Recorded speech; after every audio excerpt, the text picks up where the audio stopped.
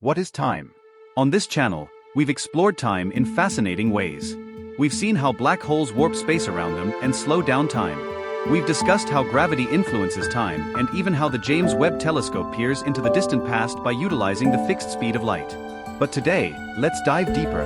What actually is time? You can't taste it, touch it, or feel it, yet time has an unstoppable influence on us, always pushing us forward whether we like it or not. Doesn't something so fundamental deserve a closer look?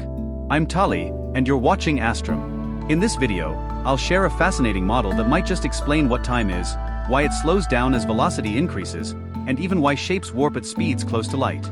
This idea is based on recognized scientific theories, but my brother and I have added our own creative twist to make it easier to understand. By the end, you might see time in a completely new way.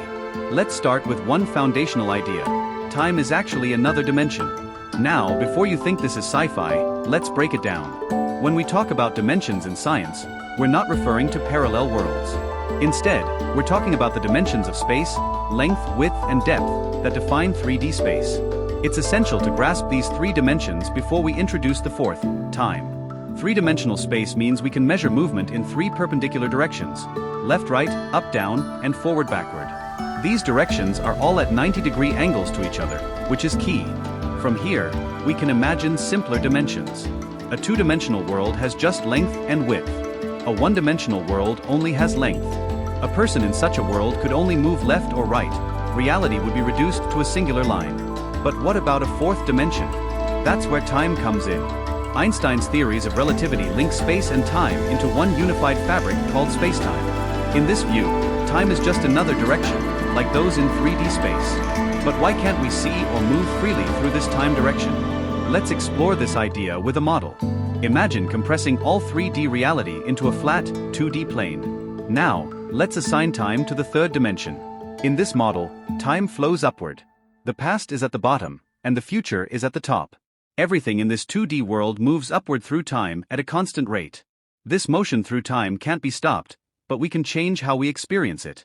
According to Einstein, the faster we move through space, the slower we move through time. Our motion in space changes the direction of our vector in spacetime. If a person moves only through time, staying still in space, their vector points entirely upward. But as they move faster in space, their vector tilts, reducing their speed through time. At the speed of light, their vector points entirely in space, with no motion through time. From their perspective, everything feels normal. But to an outside observer, the person appears to flatten in the direction of their motion. This phenomenon, predicted by Einstein's relativity, is called length contraction. Why does this matter? If time is truly a dimension, it challenges us to think about the universe differently. Why do we always move forward in time? Why can't we move backward? Into the flight. And if time is a dimension, what shape do we have in it? According to this model, we're like flat shapes in the fourth dimension, thin in the direction of time, which might explain why we can't see through it. Of course, this is just a theory, but it's grounded in scientific observations. What do you think? Does this model help you understand time better? I'm excited to explore concepts like this in a new series called The Unseen World, where we'll uncover hidden dimensions of our reality. Let me know in the comments if you're interested. And now for the announcement I mentioned earlier. I've been working with Stuart McPherson and the Don Hanson Foundation to create a book. It's already been sent to schools worldwide to inspire a love for space in children. This 160-page book is all about the solar system, packed with fascinating facts and stunning images.